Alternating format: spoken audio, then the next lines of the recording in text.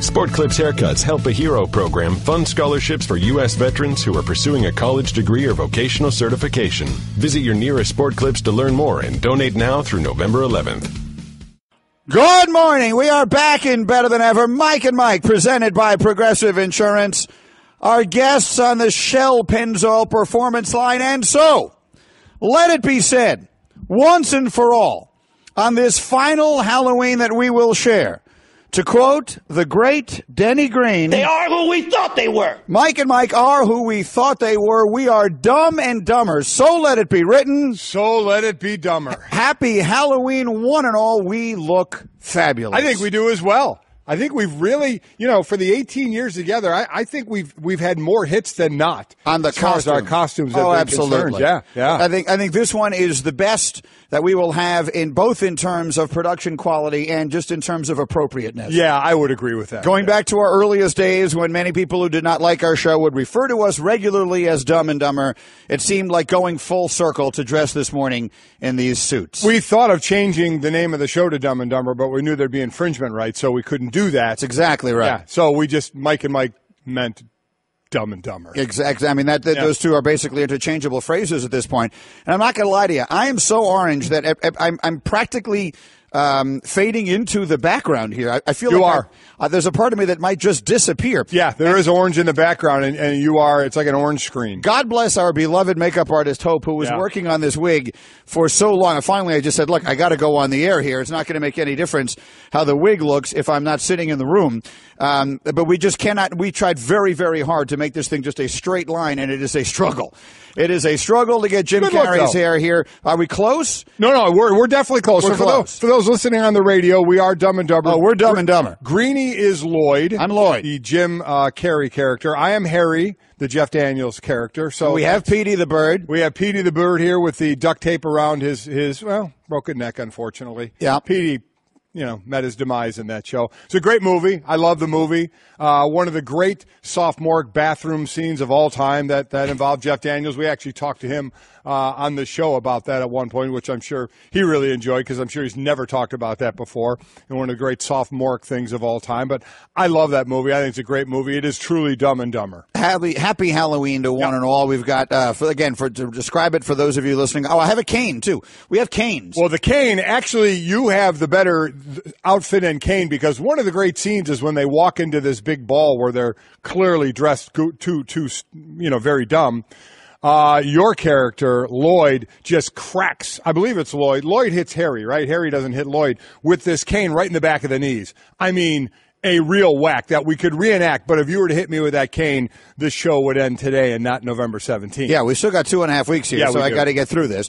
But one way or another, they got the Halloween costumes going here. We've got the staff dressed up a little bit. We got Bickler over there wearing a cowboy hat. He officially looks 9. Yeah. He really is. It's come full circle. He is officially 9 years old over there printing tweets for us all morning long. And I don't know what Hembo is. Hembo, is he wearing a donut around his face, or is that a donut-looking toilet seat around his face? I can't really tell. It almost looks like a little bit like a baby also. Is he trying to be like a little bit of a newborn baby? I don't know what he's doing over there. I don't That's the either. worst costume I've ever seen in my entire life. It's horrible. He said he put a donut on his face, so he thought now I would listen to him if he were dressed like a donut. Yeah, and perhaps you will. No, I won't. But one way or another, so here we are in our Halloween get-ups, and we'll make sure we get plenty of pictures out there and everything else for those of you who don't have a chance to watch with us here this morning. Meanwhile, there is a ton, and I do mean a ton, of sports news to get to. Yeah, good and luck. I'm having trouble firing things because I'm wearing this glove.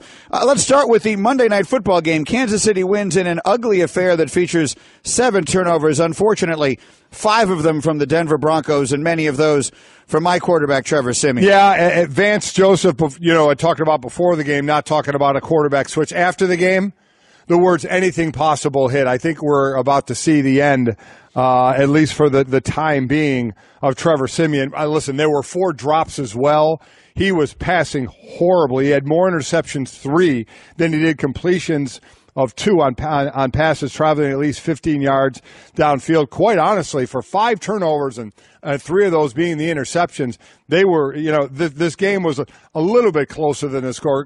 Kansas City jumped out to that 14-zip lead, and then they relied on 5 field goals they had from their kicker, Harrison Butker. Love that name. Me too. This rookie from Georgia State missed his first kick that he ever kicked in his NFL career, and that was made 18 straight. He's doing extremely well for them. This really was an ugly game. What you take away from this is Kansas City, are they one of the power teams? Can they put it together? Travis Kelce was a monster in this game, just like he normally is against Denver. Last year against Denver, he had 19 receptions in the two games. Last night, he had over 7 receptions, over 100 yards, and a touchdown as well. So we know he's a big part of the offense. Kareem Hunt was, for the first time, held under 100 scrimmage yards, because that's the one thing we know about Denver. They have a great defense. They need their offense to come along for a little bit of the ride. And as far as Kansas City is concerned, someone made this observation to me. We know them so well. Everyone knows them so well because every game they play is nationally televised. Yeah. Is it me, or do they play every single week? One, did you say, Hembo? 5 out of 8. Yeah. They've played 8 games. 5 of them have been in either the Monday night, the Sunday night, or the Thursday night slot, and they're 6-2 record now, tied with the Patriots and the Steelers for the best record in the AFC.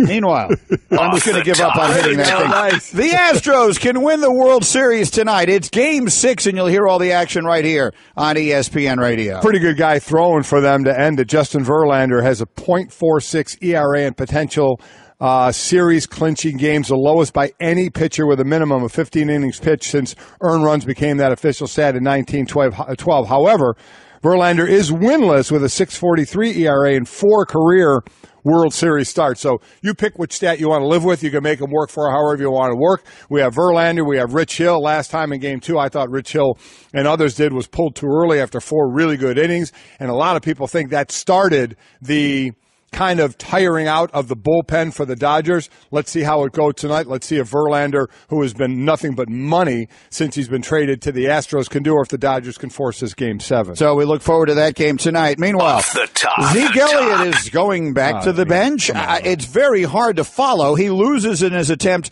now to block his 6-game suspension, but that's upheld for 24 hours while the NFLPA has that amount of time to try and mount their own next response. Yeah. So, Mike, is he going to play this weekend or not? I don't know. No, I mean, fair enough. I honestly do not. This thing has been unreal.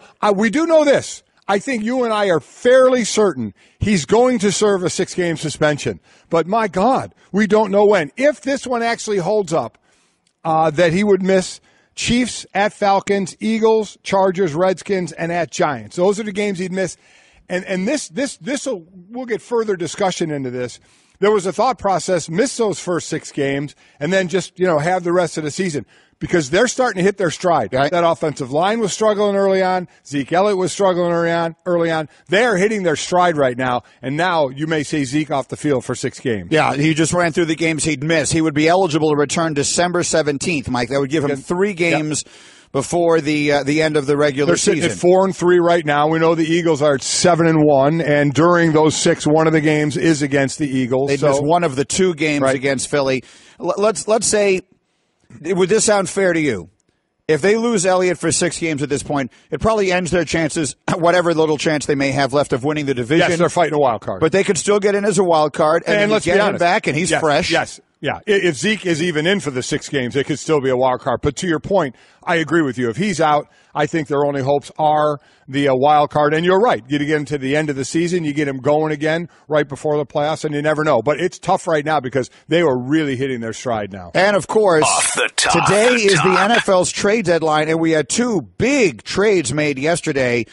The attention will go, of course, on the quarterback, and that is Jimmy Garroppolo, dealt to the San Francisco 49ers for a 2nd-round pick. Bear in mind, the 49ers are winless, so their 2nd-round pick could very well be the 33rd, 34th pick in the draft, something like that, right near the end of the 1st round. But one way or another, there are a lot of tentacles to this deal. Yeah, there are, and another big trade was Dwayne Brown, the left tackle who held out from the Houston Texans, got traded to Seattle. We saw the talk the last few days of Seattle looking for a left tackle, understandably so. They traded for him. They get Lane, the cornerback, who basically has just lost his starting job, a 2nd right, and then a couple of picks after that as well. But they get a left tackle, something that the Seahawks were in dire need of. And that is off the top with Mike and Mike, presented by Progressive Insurance. You can test drive Snapshot, see how much you could save before switching to Progressive. Visit Progressive.com/snapshot. The Garroppolo deal, obviously, obviously has enormous ramifications from a variety of different directions. If you've listened to the show for a while, you know I have felt for the longest time that they would not deal him.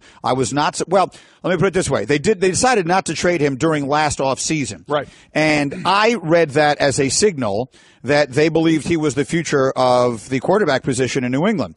And if you listen to Adam Schefter tell the story, and guys, I'm going to ask you to play it because with these white gloves on, nothing that I hit on my screen is working. I can't even hit enter on my computer. Yeah, we're having a little bit of difficulty here. But anyway, the point is, you'll hear Adam Schefter explaining, and when you hear it, it makes perfect sense why the deal happened and why it happened exactly now. Jimmy Garroppolo was going to be a free agent after the season. His contract was going to be up. And New England had made efforts to sign him, re-sign him. And I think the more they talked, the more they recognized that it was going to be too difficult to re-sign him. And so rather than have him walk away after the season ends, they decided to make the move now and to trade him for a second-round draft pick. Now, had he left, they could have gotten a compensatory draft pick. It would have been a high pick, but that also would limit their flexibility in free agency with the players they could or could not bring in. Listen, all along I understood what you were saying because we were 180 on this thing. That Bill Belichick has had a habit of getting rid of guys a year or so early, and especially with that position, if you really believed in Jimmy Garoppolo. I do think that Brady is going to play this year and at least another 2 years. Again, the number 45 comes up, which would be 5 more years because he just turned 40 years old. I don't even think that's going to happen. But I do think he can get at least 2 more years in as well. And I just thought there's no way you're going to franchise your backup quarterback because he won't play next year. He won't be the starter next year. To me, there was no way they were getting rid of Tom Brady, especially with the season that he's having right now. So they weren't going to give a guy $22 million to sit as a backup, and they couldn't afford him as a free agent of what he's going to get offered. And there you just heard Schefter say they were trying to work out a deal. They're not going to pay him what he's going to go get on an open market, which we know guys who barely have played but show potential get way overpaid. We've seen it time and time again. And I didn't think the Patriots were going to do that. So the Patriots traded away both their quarterbacks behind Tom Brady. Remember, Jacoby Brissett, week 1, gets traded to the Colts, and now Garroppolo gets traded. They have no other quarterback on their roster. A lot of people think they will sign Brian Hoyer, correct, who was released in San Francisco once the Garroppolo trade went through, and Hoyer had been in New England. So there you have a guy who I think is much better suited for a backup role, certainly knows that system. We'll see if that happens or not, but here we are. It is all on Brady for the foreseeable future. And so let's look at it from a variety of different sides. One of them is the 49ers side. They had a lot of different options here, and everyone has looked at them and looked at Kirk Cousins and assumed that was a likely landing spot because Kyle Shanahan was Cousins' offensive coordinator at the beginning of Cousins' career in Washington. Obviously, they didn't decide to wait on that. There are a variety of reasons why. There are no assurances they'll get Cousins, and he is going to be extraordinarily expensive. Right. Whatever it is they re-signed Garroppolo for, it'll be real money, but it won't be what Cousins is going to get. And you know what? They may have to tag Garroppolo. Who knows? And that'll be then in the $20 million. So it would actually be in the area of what the average of what they would pay Cousins is, but it wouldn't be that monster contract, at least for another year if they franchise him. Garroppolo in San Francisco, you're talking about. Yeah, so we'll see. Well, you're right. Maybe they haven't had any conversations ahead of time about what it might take. One way or another, he goes out there. That's the decision they make. This is a quarterback-loaded draft where I feel like as the season has gone on, and they'll all get reinflated as we get into the offseason. But I feel like as the season has gone on, the draft stock, the desirability of all of these high-profile quarterbacks has diminished, has decreased as the year has gone on. So maybe they've fallen out of love with that and they found this opportunity. As far as the Patriots making this move here, it does surprise me. I think you just laid it out exactly right, and in the end, you were exactly right. They just decided they weren't going to spend all that money, and they are going to hitch their wagon to Brady going out into the future. It surprises me because Garroppolo is the guy that I thought they had decided would eventually be the quarterback, and now I guess if they figure they don't need one for 3 years, it doesn't make any difference. They need Brady to listen. I understand all of that. I understand the health he keeps, and I understand he doesn't eat any ice cream and everything. It's not avocado. I understand all that stuff. But now, let me tell you, this is a guy who was taking a beating in the first half of the season. And at the age of 40, And look, they kept him for half the season. They probably could have gotten a first-round draft pick in last year's draft. In some regards, maybe a second-round pick is almost the very top of the second round is more desirable. Because of and I disagree there. It doesn't matter. We'll never know. I didn't think they were going to get a first for him. But to your point, yeah, that second round is a 4-year deal, not that 5-year deal. So I understand where you're going there. Certainly the players, I think, at the end of the day, like it better. What's interesting is that this is now the 5th quarterback the Patriots have traded under Bill Belichick. Yeah. The 5th. And not one of them went on to have a winning record anywhere. Drew Bledsoe went to the Bills, 35-35. Matt Castle went to the Chiefs, 26-40. Ryan Mallett to the Texans, 3-5. Jacoby Brissett to the Colts, 2-5. And now Jimmy Garroppolo goes to the 49ers. So we'll see what happens. I know there's a lot of love for Garoppolo, and he's had 2 starts. And had an 88 quarterback rating, and everybody fell in love with it. And then he got hurt, and then Jacoby Brissett actually got some time when Brady was serving his suspension. But, we say it all the time, but it always happens. They're overvalued quarterbacks, but we understand why. We get it. And guys get overpaid with 2 starts. You think, oh, my God, what we can do with him, we're going to give him a ton of money. He's going to make a lot of money. The thing about it is you get a little test in San Francisco, don't you? Now you get him there, you get him to learn the system, you get him on the field, and you can kind of see what you have a little bit as well. I think that does a lot for you as well. How quickly do you think he becomes a starter? Because Hoyer wasn't starting the last few weeks anyway. It was C.J. Beathard, the rookie there from Iowa. I would say a couple of weeks. I mean, from all we hear, he's a smart player. I don't know him. I've just seen him play. We know Belichick liked him, but he did just trade him. I think the trade, though, had to happen. I think you were stuck between a rock and a hard place. Again, you weren't going to pay him what you were going to have to pay him to keep him as a backup. But I would think a couple of weeks, and he could be in there. They've got 2 weeks, and then they're bye, and then maybe you'll see him Sunday, November 26th against Seattle, which will give you 6 games the rest of the season one way or another. Let's put Louis Riddick at the mics. At the mics brought to you by Dave & Buster's. Watch the games and play the games at your football headquarters, Dave & Buster's. Here's Louis Riddick's thought on the trade. You would assume that in 2018, the Patriots thought that there was no way they're going to be able to sign Jimmy to a long-term extension. Franchising him wasn't an option. Look, this is the most economically driven football team in the NFL. I just don't see them tying that kind of cap money into 2 quarterbacks.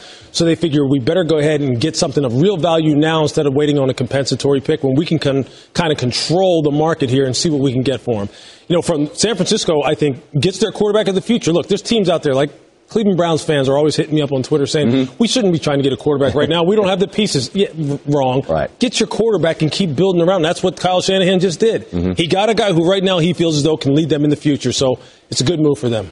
And it'll be interesting for Garoppolo as far as there. I mean, obviously they can franchise tag him, and he can't go anywhere at that point. That's the whole idea of that. But what if they don't? What if they're trying to work out a deal? What if other teams get involved? They always have that in their hip pocket to say, you're not going anywhere, we're going to tag you. But, if all of a sudden other teams are bidding for him, what number would he come at if he's not tagged? What number would he go at? I end up thinking, I mean, they're not now going to have to pay that huge money for Kirk Cousins. We all know where that number is going to be. It's going to be north of $100 million. But what's Garoppolo? He's going to get, in my opinion, way overpaid for what he's shown on the field. And we're going for the P word again here, potential. But that's what happens. There's no sense in arguing about it. It's going to happen. But like I said, they always had that franchise tag in their back pocket. So the 49ers make their decision. They'll go with Jimmy Garoppolo going forward. The Patriots make theirs. They couldn't afford to keep him and Brady, and they are hitching their wagon to the greatest quarterback of all time and counting on him doing something that's never been done before. Now, Brady has made a career of doing things that have never been done before. He's won more championships, won more games, thrown more touchdowns. He's done everything better than anyone else has before. But now we're going into an entirely new area, because Belichick is 100% counting now on Brady playing another 2 years. I mean, that's basically what it's got to be. It's got to be this one more, maybe 2 more for this to be the right decision.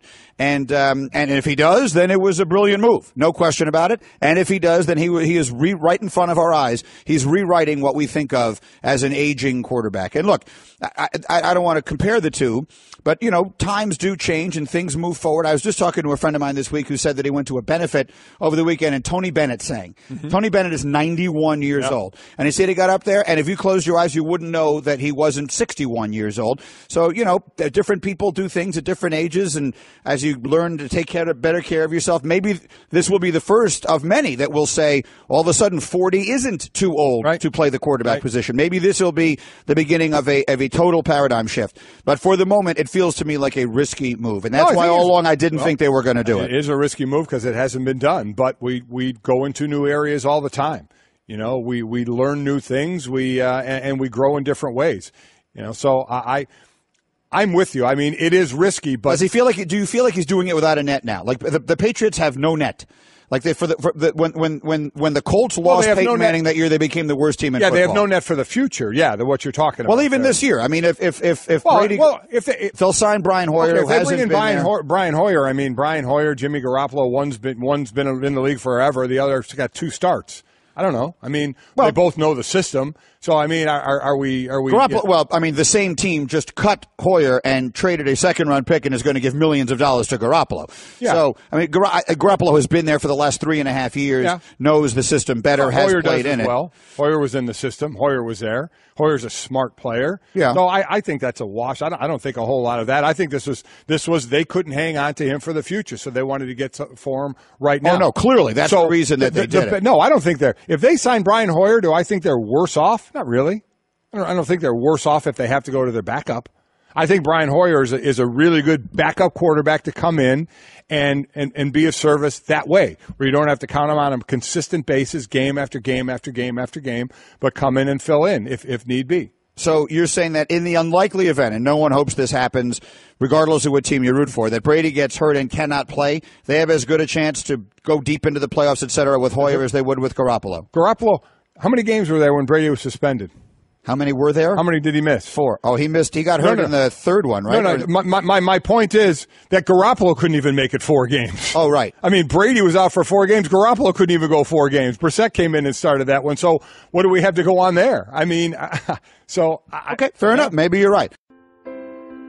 What if I told you can't lock up the will to win? We are all about to witness an event that's never happened before in television sports. A top boxing contender coming inside the walls of a prison to fight an inmate. We call him the Great Scott. He was built like Hercules. James Scott is one step closer to the light heavyweight champion of the world. I don't know that everybody thought this out all the way through. The all-new 30 for 30 podcast. Subscribe now on the ESPN app or Apple Podcasts. 30 for 30 podcast is presented by Mini. We're finding the best sports stories for you right now. And to do that, we're behind the wheel of the new Mini Countryman, the biggest Mini yet.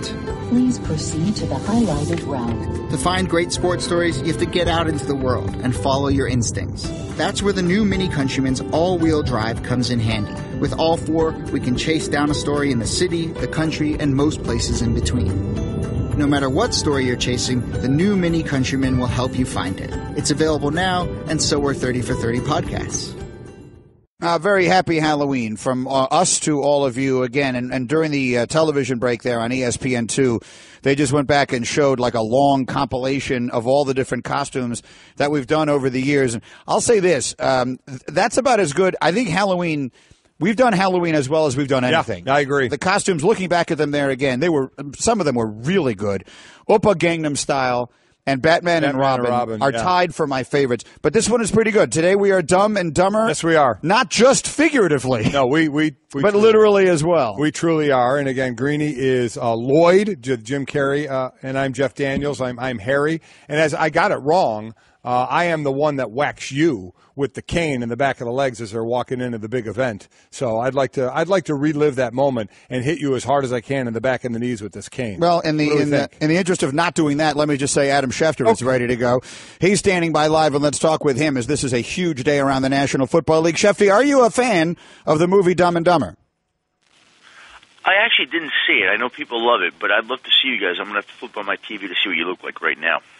It's a movie. I'm a little disappointed to hear Adam hasn't seen that movie. Schefter, we'll get you a photo of this as quickly as we can. Schefter, of course, has been busy with other things. Yes, he has. Like these huge trades and any others that may come. So go ahead. We played a soundbite from you earlier this morning, but let's give you the floor. Why did the Patriots trade Jimmy Garoppolo to the 49ers yesterday? Well, it's a very interesting situation. I think you start with the fact that going back to the spring, the Patriots made attempts to re-sign Jimmy Garoppolo to keep him in New England. and they were unable to do so. And they continued to try, and they continued not to be able to get something done. It became apparent after a certain amount of time that they were not going to be able to re-sign him, that obviously the opportunities and money were going to be too great on the market. And so knowing that they were going to be unable to keep him and knowing how much it would cost to franchise him and seeing Tom Brady perform the way he is, it just made sense in the end. They took it as long as they could, the day before the trade deadline, into their bye week of this season. They began talking with the 49ers all of yesterday morning. And by last night, the trade had come together to where the 49ers were trading a second-round draft pick to New England for Jimmy Garroppolo.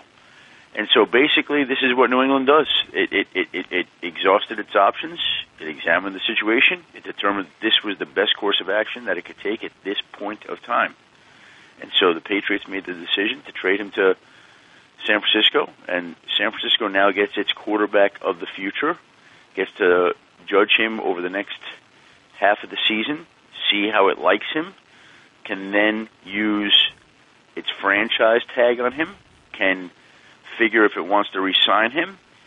The Niners and Jimmy Garoppolo have had no contract discussions at all to date. The 49ers traded for him thinking that they will have to be able to go at it right now, but knowing that they have the franchise tag if they can't re-sign him right away to tie him to San Francisco. And that's basically the situation. And to me, it has enormous ramifications on a few different teams. You've got the New England Patriots, who now don't have a backup quarterback. But look, Brian Hoyer was discussed as part of the deal, but for various reasons, they decided not to include him, and the 49ers released him. So the New England Patriots will be, I would think, the likely landing spot, but I could tell you this, that he's already received calls from two other teams aside from the Patriots, so that's not guaranteed. And then you've got a situation here where the Niners get their quarterback, and Kirk Cousins has one fewer potential landing spot, being that would be the 49ers. And, you know, you feel bad for the Cleveland Browns, who, of course, made a number of inquiries on Jimmy Garoppolo and lost out on him, and the Patriots decided to trade him to San Francisco. Is there a part, because we all know how the quarterback position works, just from a money side from Jimmy Garoppolo, that this could actually cost him money? It seems like the less you play and the more potential you show, the more money you get. I agree with you. I know you tweeted it out. There's no way I would think he would play this week. But let's say he just plays next week. If he plays next week, so that's the last 7 games. And let's say he doesn't light it up. I mean, could he cost himself something down the road as opposed to staying with New England all year, going then on the open market where he still has that, I only had 2 starts and all the potential in the world? Yeah, you know, it's a good question, Mike. What I would say to you is this, is that if Jimmy Garoppolo is in the same situation, to me, as Kirk Cousins, I don't think, short of a injury, some sort of significant injury, that either quarterback, no matter how they struggle, will cost them any money. Because there are just too many teams that need quarterbacks who are too willing to pay the price. You never see a elite quarterback or a very good quarterback, or however you want to classify those guys, enter free agency basically in the prime of their career, as these guys would be. In my mind, Jimmy Garoppolo could struggle the rest of the way. And by the way, the 49ers are destitute of weapons on the offense side of football, barren of protection. They lost a ton of players on Sunday, got battered in Philadelphia. Jimmy Garoppolo could struggle. It has zero impact on his value. And the same is true of Kirk Cousins playing behind a depleted offensive line in Washington right now. He could struggle from now through the remainder of the year, and they are going to be paid, period. Mike and Mike, Adam Schefter was with us on the Shell Pennzoil Performance Line, taking synthetic motor oil performance to a whole new level. Make the switch to Pennzoil Synthetics today. We mentioned the big trade also yesterday involving Dwayne Brown. The Seahawks needed help on their offensive line. They get it as they acquire him from the Texans. Anything else we're keeping a close eye and ear on, Schefter, as the deadline comes up today? Well, those really, obviously, were the two big moves that they yesterday, in addition to the Ezekiel Elliott news, which came down late last night. Other trades today, I think there'll be more activity. Listen, I was talking to a GM last week, and he said to me before any of this took place, with Marcel Darius being traded to Jacksonville on Friday night, or Dontrell Inman being traded to the Chicago Bears, he said, you have to understand something. You've got a few really bad, hopeless teams right now that know they're not going anywhere. You've got a group of teams all clustered together to where many teams have a chance, some for the first time in a long time, and you've got a young group of aggressive general managers. So if you put that cocktail together, it becomes very potent. And I would venture to say, when you include Adrian Peterson and you include some of these other moves, we've already seen more trades this season than we've seen in a long time. And so we're on the clock today with the 4 o'clock deadline. Today, the 4 o'clock trade deadline. And I would just say that we'll probably see more deals. I don't know how many more. I don't know how significant. I don't think we're going to see anything bigger than we saw last night between New England and San Francisco. That's the biggest trade deadline deal in a while. But, again, with all these young GMs out there, with this desire to improve and so many teams sort of stuck in the middle, I think we'll see some moves today. And then finally, Schefter, you touched on it briefly. What the hell is going on with Zeke Elliott, and what does it mean? I mean, where are we now, and where, if ever, is this thing going to be resolved? Yeah, let me explain to you that basically Ezekiel Elliott and the NFLPA have the option of appealing the decision, and they're going to do that, okay? But right now, the suspension holds. Well, actually, within the next starting 10:15 tonight, the suspension officially holds, and that means Elliott would be ineligible to play until Week 15 against the Raiders. Now, the NFLPA is going through its options today. They're going to be meeting to discuss what they have to do. I know that from Ezekiel Elliott's side, they're a little disappointed that the judge who ruled last night against Ezekiel Elliott ruled opposite of the Texas judge, and that two federal judges can see the same facts in totally different lights. But that's what happened, and I think that's why there's some disappointment. So Zeke and the NFLPA have 24 hours to get together some sort of appeal. The temporary restraining order expires in 24 hours. So the NFL is just going to make the suspension hold right now. It's amazing because to boil it down, every time you think the thing is over, like, oh, this judge is going to rule and we're going to have a decision and we'll know whether he's playing or not for the next 6 games.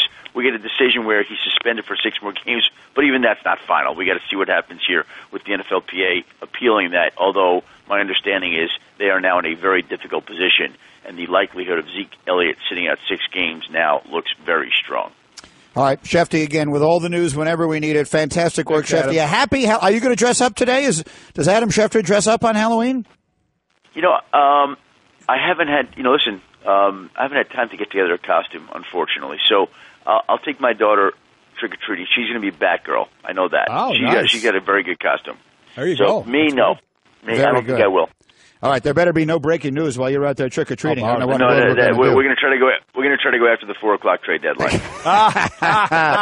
You're the best, Schefter. Have fun. Thank you very much, Adam Schefter, with us on Mike and Mike on this Halloween with lots of treats for all of our NFL fans. It's like the Zeke thing. 2 judges seeing it differently. It's like when we look at a play. We both can look at the same play and see something different happen on that play. But here it's a little more, has a little more meaning when it's a couple of judges doing it. Coming up next, a number that tells a very interesting story. Don't miss it after this. Happy Halloween on Mike and Mike. Of all the things being tweeted at us, my favorite one, and it actually took me a moment, is from Bob Andrews, who tweeted, "I thought you guys would dress up for Halloween today." And it took me a second to get it, and then I realized that's very funny. That is funny. That's very well played. For those of you not with us on ESPN2 right now, if you're listening on the radio, we are dressed up as Dumb and Dumber this morning, and I've got a couple of drops from the movie. That's one of your favorite lines. One of my favorite lines. It's exactly it. Let's put another shrimp on the bob, eh? That's after she says she's from Austria. Exactly. What's wrong with that?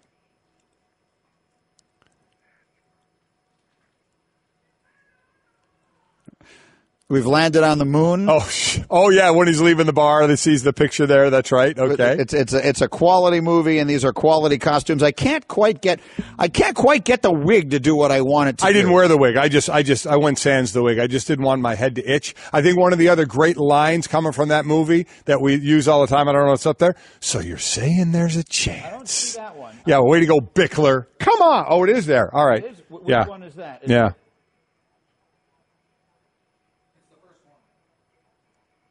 Oh, I see. It's this one.